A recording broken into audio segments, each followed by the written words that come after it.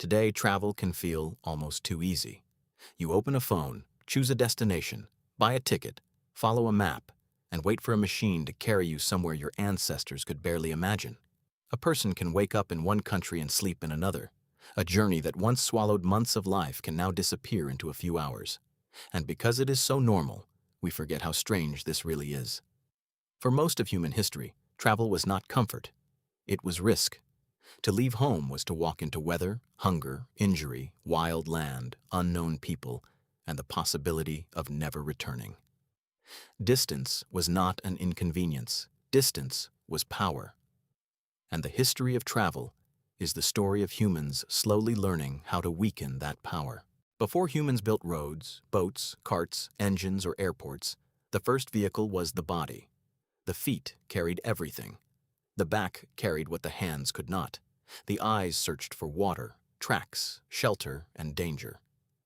Early travel was not separate from survival. It was survival.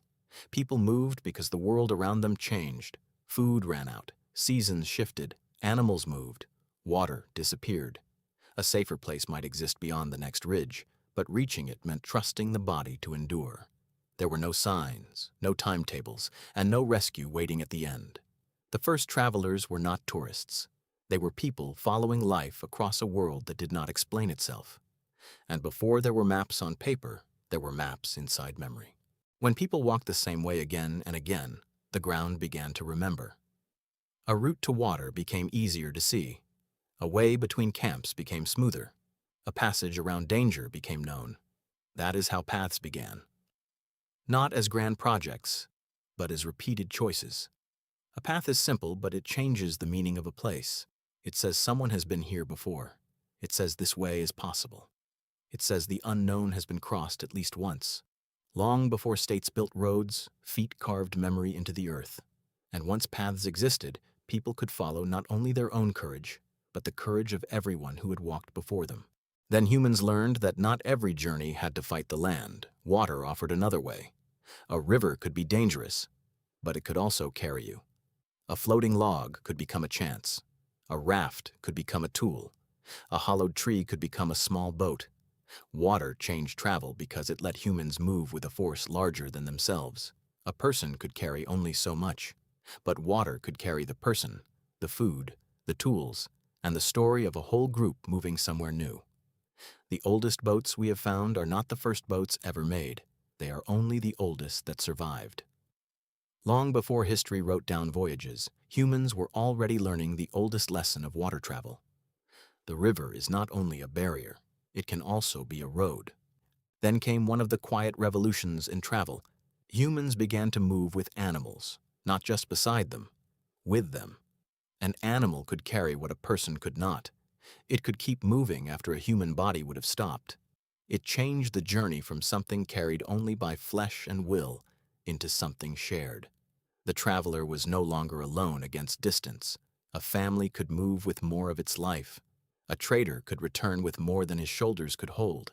A message could cross land faster than footsteps alone. The world did not become safe, but it became more reachable.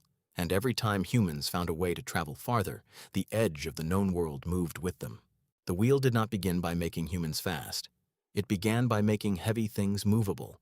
Before the wheel, the body had a limit. The back could only carry so much. Even an animal could only drag or carry what its strength allowed. But with a cart, weight changed. The harvest could move farther from the field. A family could take more of its life with it. Builders could move materials that once stayed where they were found. Traders could carry enough to make distance worth the risk. The wheel was not only a transportation invention, it changed what humans could bring with them. Travel was no longer only about moving the body, it became about moving the world around the body. Paths were born from habit. Roads were born from power. A path can appear because people need it. A road is different. A road demands labor, planning, and authority. It makes movement reliable. It tells armies where to march. It lets rulers send messages farther than their voices could reach. It lets taxes, goods, officials, and orders move through land that once felt distant. That is why roads are never only about travel. A road can bring trade. It can bring protection. But it can also bring control. When a state builds a road, it is not just helping people move, it is extending itself. A road is a way for power to arrive. Rivers taught humans that water could carry them. The sea asked for more courage. For people without ships, the ocean was an edge. For people with ships, it became a path. At first, the coast was safer than the open water. People could move along shorelines, read the wind, watch the clouds, and return before the world disappeared behind them. But ships slowly grew stronger. They could carry more people, more food, more tools, and more hope.